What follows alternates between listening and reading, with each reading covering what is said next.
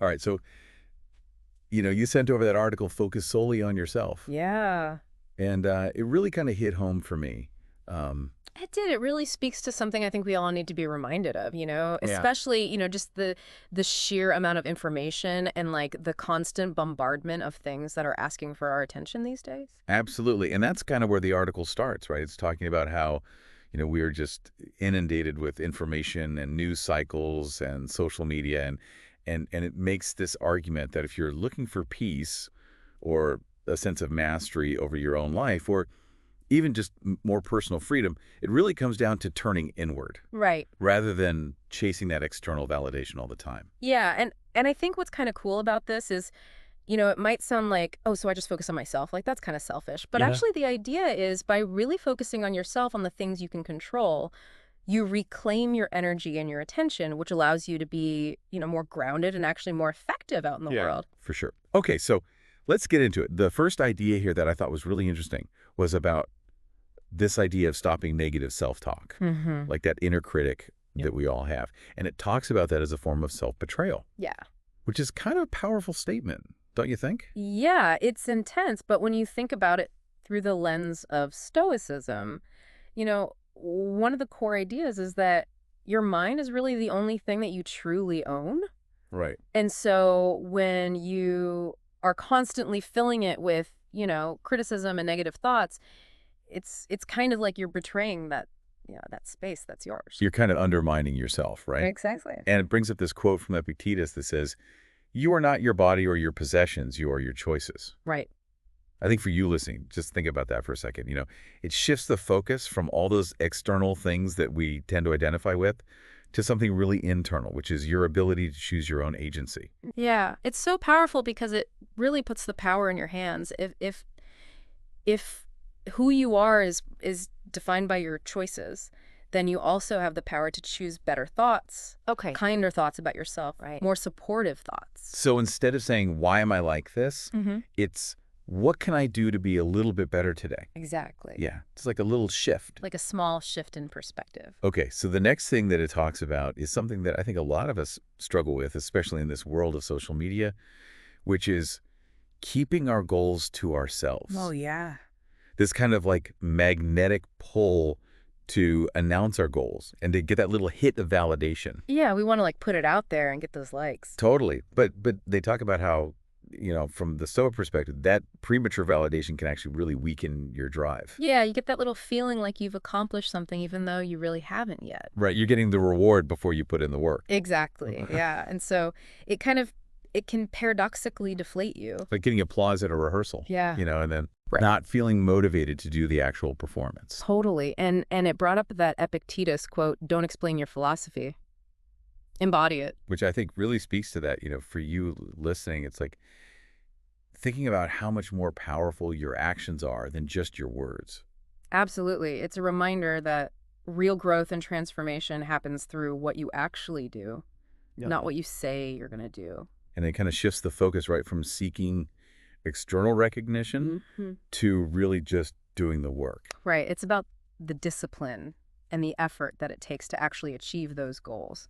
Yeah, okay. So then it gets into something that I think is really timely, which Mhm. is our tendency to, publicly process our struggles. Oh, yeah. Contrast that with the Stoic emphasis on, private perseverance. Right. Kind of keeping those struggles sacred. Yeah, and there's a quote here from Seneca: "The greater the difficulty, the more glory in surmounting it."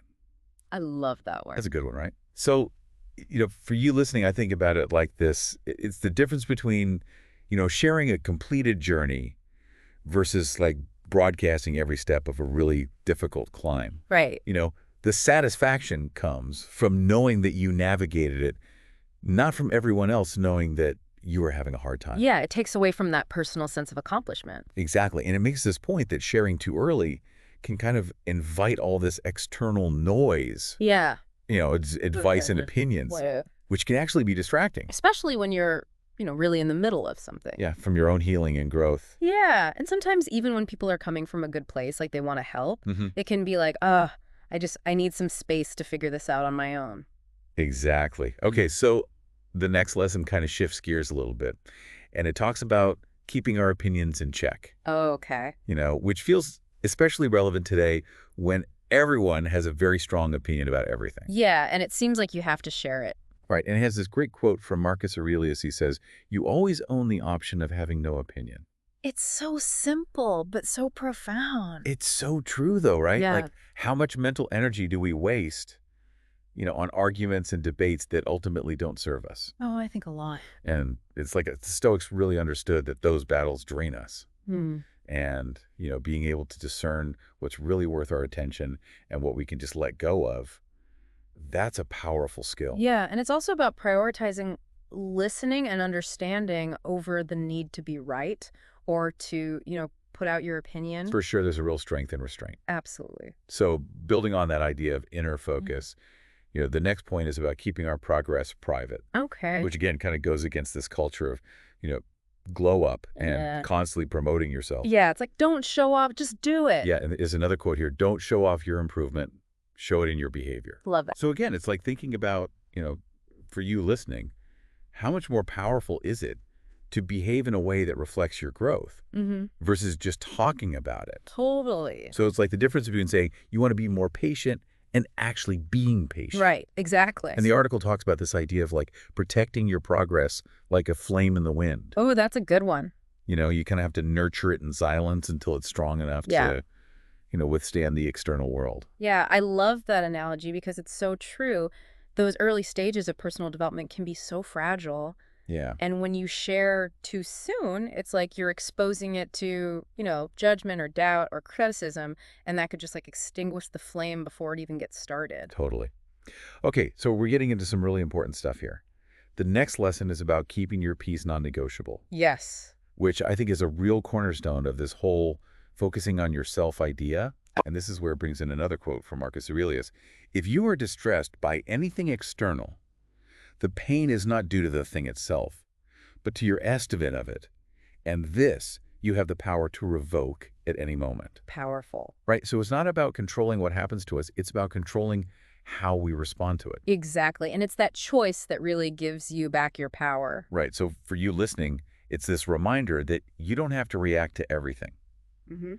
Choosing not to engage with the negativity and the drama is an option. Yes. Learning to let go of that need to react is so freeing. Right. It's about directing your energy toward what truly matters. Yeah, and protecting your inner peace. Okay. And finally, the last lesson that the article explores is keeping your vision close. Okay. And I think this is interesting because we live in a culture that encourages us to shout our dreams from the rooftops. Yeah. But the Stoics had a slightly different perspective. Right. It's like guard your vision, protect it. Yeah. And there's this Seneca quote about choosing your company carefully. Associate with people who are likely to improve you. And I think what that implies is that not everyone needs to be in on your big dreams. Right. 'Cause sometimes sharing too early can make you vulnerable to doubt and criticism. Yeah, it can dilute the power of your vision before it's had a chance to really take shape. So the article suggests that your life should become the evidence of your vision I like that. rather than you having to constantly talk about it. Let your actions speak louder than words. Exactly. So Listen. you listening, think about letting your actions speak for your dreams. Yes. So as we kind of pull this all together, this deep dive into this article has been really about reclaiming your energy, your focus, your power Yeah. by intentionally turning inward. It's about making conscious choices, Right. Choosing stillness over reaction aligning with your purpose. rather than those external pressures. Yeah, and really focusing on genuine growth. Over that kind of fleeting validation that we get from the outside world. Right. It's about lasting change, not just appearances.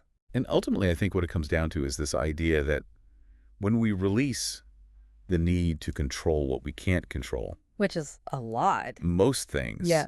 we actually free ourselves. It's kind of a paradox, but that's, the beauty of Stoicism. Yeah. So as we wrap up, think about this. How could you integrate even just one of these Stoic principles into your life this week? Yeah. What small change could you make? And how might that shift your experience? What new possibilities could open up? Just something to think about. It's definitely worth exploring. Absolutely. Yeah. Thanks for joining us Thanks for having me. on this deep dive. It was fun. Yeah. All right. Talk to you soon. See ya. Bye.